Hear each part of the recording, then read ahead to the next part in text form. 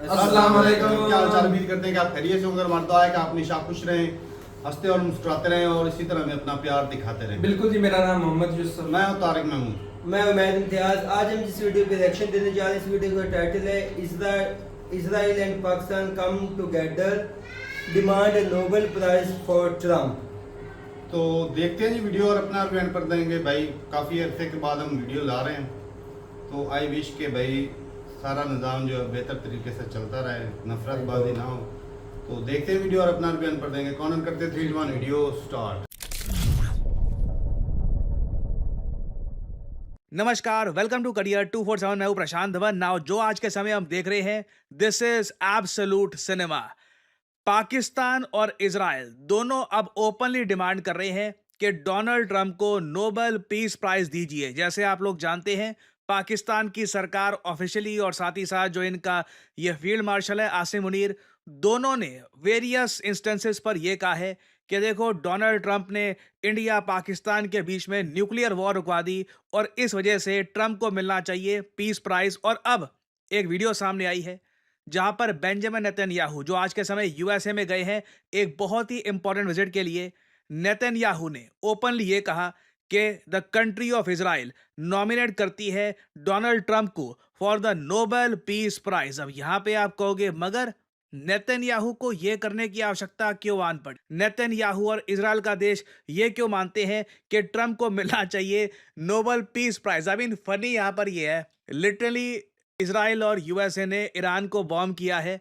BRICS countries ने निंदा भी करी है इस बॉम्बिंग की कि ऐसी बॉम्बिंग ईरान की नहीं करनी चाहिए थी। बट स्टिल अब प्राइज भी देखो, कौन सा नोबेल पीस प्राइज इसके लिए सम्मानित किया जा रहा है। दोनों पाकिस्तान और इजराइल दोनों एक ही मिशन पर काम कर रहे हैं for Donald Trump. Now Netanyahu की जो ये वीडियो है ये मैं आपको दिखाता हूं, फिर मैं आपको समझाऊंगा कि असल कहानी क्या है। बेंजामिन नेतन्याहू क्यों चाहते हैं कि डोनाल्ड ट्रंप को ये एक अच्छा बूस्ट दे आने वाले मिड टर्म इलेक्शंस के लिए। नाउ यहाँ पे आप लोग देख पाओगे, ये एक ऑफिशियल डिनर हो रहा है प्रेसिडेंट डोनाल्ड ट्रंप और प्राइम मिनिस्टर नेतन्याहू का। और अब नेतन्याहू बोलेंगे कि मेरा ऑनर है कि मैं नोबेल पीस प्राइज के लिए सम्मानित करना चाहता हूं डोनाल्ड ट्रंप को। Has already realized great opportunities. He forged the Abraham Accords. He's forging peace as we speak in one country, in one region after the other. So I want to present to you, Mr. President, the letter I sent to the Nobel Prize Committee. It's nominating you for the Peace Prize, which is well deserved, and you should get it. Thank you very much. This I didn't know. Wow. Thank you very much. Coming from you in particular, this is very meaningful. Thank you very much. Thank you. Thank you for everything you're doing. Thank you. ना एक दूसरे को उन्होंने यहाँ पर thank you बोला। उसके बाद ट्रंप ने भी बेंजामिन नेतन्याहू की काफ़ी तारीफ करी और ये कहा कि बेंजामिन नेतन्याहू दुनिया के सबसे महान इंसान हैं। ये इधर आप देख पाओगे, मीडिया ने ट्रंप से ये पूछा कि फिलिस्तीन के इशू को लेकर क्या करना चाहिए, एंड में सोल्यूशन क्या होना चाहिए। तो ट्रंप ने कहा, the greatest man in the world will answer this question. Do you think that there can be a two-state solution that creates an independent? I don't know. I'd ask Bibi that question. You have the greatest man in the world to answer that age-old question, two-state. Go ahead. You give him your honest answer. I think Palestinians should have all the powers to govern themselves, but none of the powers to threaten us. And that means that certain powers, like overall security, will always remain in our hands. Now, that is a fact. And no one in Israel will agree to anything else because we don't commit suicide. We want life, we cherish life for ourselves, for our neighbors. And I think we can work out a peace between us and the entire Middle East with President Trump's leadership. And by working together, I think we can establish a very, very broad peace. Now यहाँ पर Netanyahu ने ये बोला है कि देखिए, फ़िलिस्तीन के issue को लेकर इजराइल की जो सिक्योरिटी है उसके साथ हम कॉम्प्रोमाइज़ नहीं करेंगे। तो मतलब इजराइल की जो पोजीशन है वो सिंपल है, फ़िलिस्तीन को ये धीरे धीरे उनका जो एरिया है ये या तो वहाँ पर कंप्लीट अपनी मिलिट्री भेज देंगे, या फिर आप कह लीजिए एक कंट्री फ़िलिस्तीन रहेगा नहीं, बस एक एनक्लेव सा बन के रह जाएगा दुनिया में। तो ये काफ़ी हद तक नेतन्याहू की स्ट्रैटेजी है। और मैं आपको ये भी बता दूं, आसिम मुनीर पाकिस्तान का फील्ड मार्शल है ना, और इसी तरीके से अगर यूएस और पाकिस्तान के रिलेशंस इंप्रूव होते रहते हैं, एक बार को पाकिस्तान हो सकता है कि इजराइल को एज ए कंट्री एक्सेप्ट भी कर ले, that can very much happen. इसको लेकर रिसेंटली पाकिस्तान के जो रक्षा मंत्री हैं ख्वाजा आसिफ, इनसे सवाल पूछा गया कि क्या एक पॉसिबल रोल हो सकता है, क्या आप पॉसिबली रिकॉग्नाइज कर सकते हो इजराइल को as a country Abraham accords के अंडर। जैसे आप लोग जानते हैं एब्राहम अकॉर्ड्स ये डोनाल्ड ट्रंप का आइडिया है, इसके अंडर यूएई समेत कई देश हैं जिन्होंने इजराइल के साथ अपने रिलेशंस नॉर्मलाइज कर लिए हैं। जब ख्वाजा आसिफ से पूछा गया कि क्या पाकिस्तान एब्राहम अकॉर्ड्स को साइन करेगा, तो इनका जवाब था हमें अपना इंटरेस्ट देखना होगा। मतलब कि इनके इंटरेस्ट में हुआ, मतलब ऑब्वियस सी बात है ट्रम्प की जो ये टैरिफ वॉर चल रही है उसमें अगर पाकिस्तान को प्रेफरेंस वगैरह में ये दे देते हैं और कुछ और फायदा पाकिस्तान को मिल जाता है बेसिकली पैसे के लिए, ये आराम से इजराइल को भी एक्सेप्ट कर लेंगे और ये एक बहुत बड़ा बिट्रेल होगा पाकिस्तान का टुवर्ड्स ईरान। इससे पहले जब यूएस और इजराइल बॉम्बिंग कर रहे थे ईरान की, पाकिस्तान ने बहुत सारी इंटेलिजेंस इनपुट्स ये दिए थे यूएसए को। और उसके बाद मैं आपको साफ साफ ये बता दूं, अगर आसिम मुनी रहते हैं फील्ड मार्शल, अब देखो कल को कुछ हो जाता है उसका मुझे पता नहीं, बट स्थिति अगर ऐसी ही रहती है, यूएस पाकिस्तान रिलेशंस धीरे धीरे इंप्रूव करते रहते हैं, तो बिल्कुल ये जो करंट पाकिस्तान गवर्नमेंट है, चाहे आप पाकिस्तान में सर्वे करवा लो, हो सकता है कि 95 to 98% लोग कहें कि ये इजराइल को एक्सेप्ट नहीं करना चाहते as a country, but Pakistan की गवर्नमेंट फाइनेंशियल इशू को लेकर इजराइल को एक्सेप्ट कर लेगी एज ए कंट्री। और अगर यहाँ पे आप ये सोच रहे हैं कि नेतन्याहू ट्रंप को लेकर इतने पॉजिटिव क्यों हैं, क्यों ये चाहते हैं कि ट्रंप को नोबेल पीस प्राइज मिले, देखिए ट्रंप ने नेतन्याहू के लिए बहुत कुछ किया है। पहले तो ईरान को अचानक से अटैक करना, ये बहुत ही बड़ा स्टेप था। ओबामा ने नहीं किया, बाइडन ने नहीं किया, इवन जॉर्ज बुश ने नहीं किया था ये, बट ट्रंप ने किया है। It was a huge step. उसके अलावा आप अगर देखो तो बेंजामिन नेतन्याहू पर ना करप्शन का केस चल रहा है इजराइल में। अचानक से क्या होता है कि डोनाल्ड ट्रंप ट्वीट करते हैं कि नेतन्याहू को कुछ होना नहीं चाहिए, नेतन्याहू और यूएस के लिए बहुत इंपॉर्टेंट है, ऐसे कुछ इन्होंने बहुत आप कह लीजिए प्रो बेंजामिन नेतन्याहू ट्वीट कर दी। अचानक से क्या होता है कि जो करप्शन केस चल रहा था इन पर, बेंजामिन नेतन्याहू पर इजराइल की कोर्ट में, वो केस रुक जाता है अचानक से। मतलब आप कह लीजिए जज को भी यहाँ पर लगा कि अब ऐसी ताकतें सामने आ गई हैं जो काफ़ी इन्फ्लुएंशियल है। तो मैंने ऑनेस्टली आज तक देखा नहीं है कि ट्रंप का प्रभाव इतना है कि आराम से ये इजराइल में एक करप्शन केस है उसको भी रोक देते हैं। तो दिस वाज क्वाइट सरप्राइजिंग। उसके अलावा मैंने ये भी देखा कि आज के समय न्यूयॉर्क की मेयर की रेस में एक नए यूएस के पॉलिटिशियन है ममदानी। आपने इनके बारे में काफ़ी सुना होगा, नहीं सुना तो मैं आपको बता देता हूँ। ये है ममदानी, बहुत ज़्यादा लेफ्ट विंग किस्म के ये एक नेता है, डोनाल्ड ट्रंप के विरोधी है, डेमोक्रेट पार्टी से बिलोंग करते हैं। ये कंट्रोवर्सी में भी है आज के समय क्योंकि कुछ 2015 की इनकी वीडियो सामने आई है एक कायदा के आतंकवादी के साथ, और इनके कई जो विचार हैं काफ़ी रेडिकल भी हैं। तो ट्रंप ने ओपनली ममदानी को ये कहा कि अगर कोई भी स्टेटमेंट दी कि बेंजामिन नेतन्याहू को अरेस्ट कर लिया जाएगा तो मैं एक्शन लूंगा तुम्हारे अगेंस्ट। क्योंकि रिसेंटली ममदानी से पूछा गया था कि अगर बेंजामिन नेतन्याहू न्यूयॉर्क में आते हैं और आप न्यूयॉर्क के मेयर बन जाते हैं तो क्या करोगे, तो ममदानी ने कहा था कि मैं बेंजामिन नेतन्याहू को अरेस्ट करवा लूंगा। सो अगेन एक कमाल का रिलेशन देख रहे हैं हम आज के समय डोनाल्ड ट्रंप और नेतन्याहू के बीच में। आप अगर इंडियन पर्सपेक्टिव से देखें कि हम इस सब को कैसे ऑब्जर्व करें, अगर मान लो पाकिस्तान एक्सेप्ट कर लेता है इजराइल को एज ए कंट्री, तो इस सब का इम्पैक्ट भारत पे क्या होगा। गोल्डन अपॉर्चुनिटी आएगी भारत के लिए, समझाता हूँ कैसे।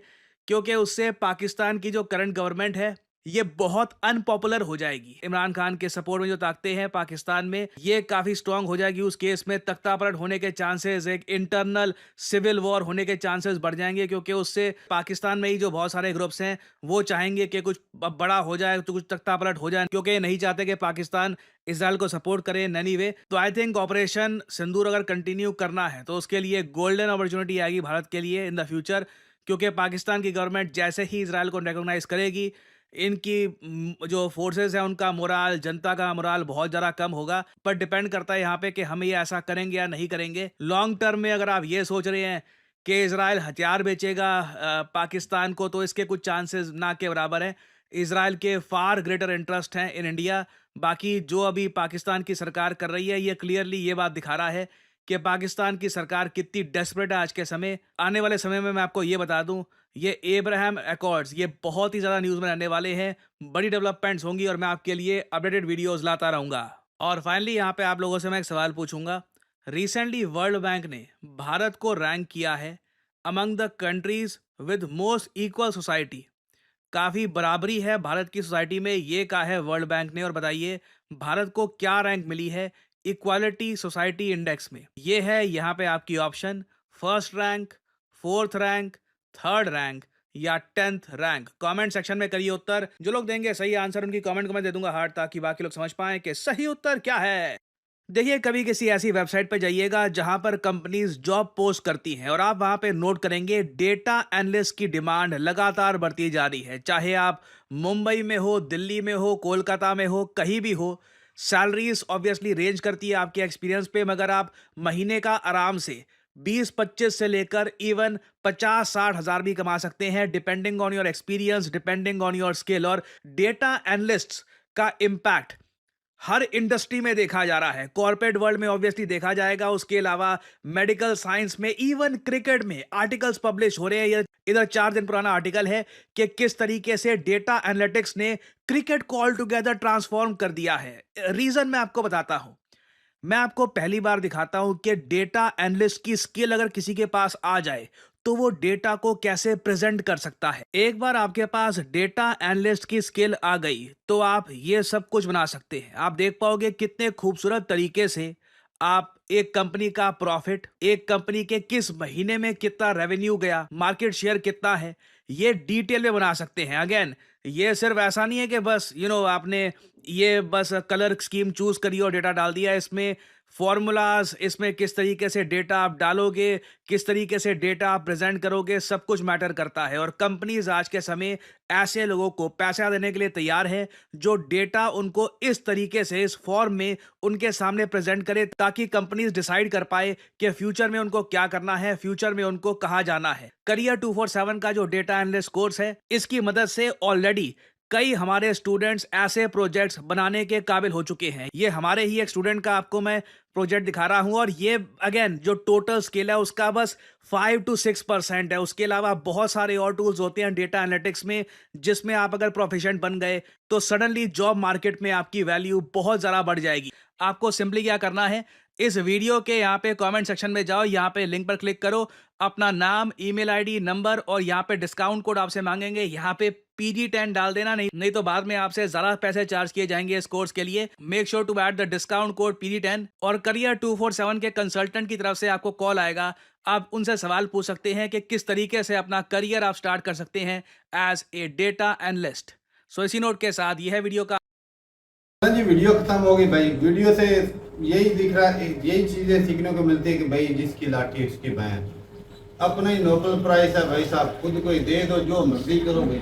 ऐसा ही है, ऐसे ही। ये तो भाई तो फिर पाकिस्तान आज मुझे वो सीन याद आ गया जब ना इमरान खान है भाई साहब, इमरान खान की सरकार में क्या नाम था वो फॉरेन मिनिस्टर के, कुरैशी, शाह महमूद कुरैशी और इमरान का एक दूसरे को मुबारकबाद दे रहे थे जी।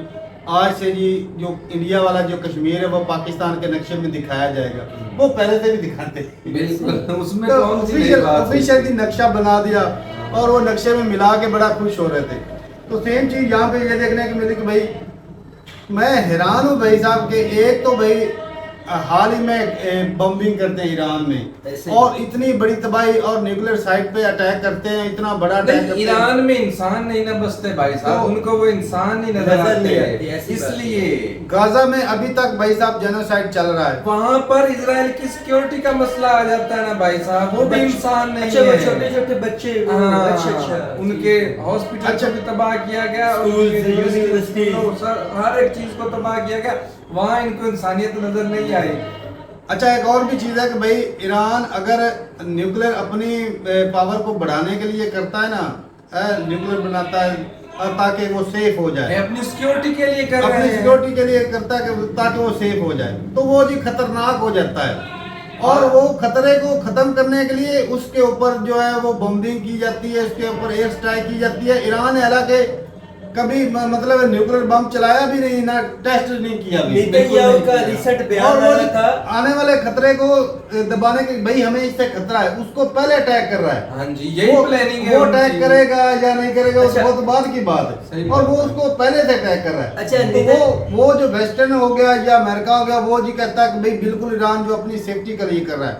तो भाई ईरान के साथ जो इतने अरसे से वेस्टर्न हो गए, अमेरिका हो गया, तेल के लिए जो तेल के ऊपर लगाम लगा के रखी उसको पूरे रोकने के पूरे लिए ये अरबिक कंट्री, अरबिक दुनिया को नहीं इन्होंने तबाह तबाह किया किया हुआ है। सिर्फ और अच्छा, सिर्फ क्या इसलिए कर- मैं ईरान था, नेतन्याहू का रिसेंट बयान आया 2-4 दिन पहले कि हम ईरान को एटमी ताकत नहीं बनने देंगे, वो दुनिया के लिए खतरा होगा।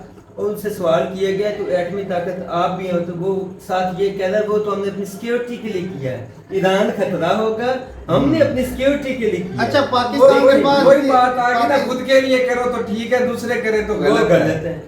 इंडिया और पाकिस्तान के पास न्यूक्लियर है, बस धमकियां देते हैं लेकिन इस्तेमाल तो नहीं करते। बिल्कुल नहीं करते। और भाई इतनी मैं आपको जगह एक हो बात चुकी बताऊं, है। एक बात बताऊं, मैं अगले दिन एक अपना न्यूयॉर्क का राइटर था उसका पढ़ रहा था, इन्होंने ये सारी कंट्रीज ने ट्रीटी साइन की, आपने न्यूक्लियर इस्तेमाल नहीं करना। आप ये समझते हैं कि इंडिया पाकिस्तान इनमें से कोई भी न्यूक्लियर करेगा तो सिर्फ 1-2 नहीं, सिटीज या सब कॉन्टिनेंट तक रहेगा।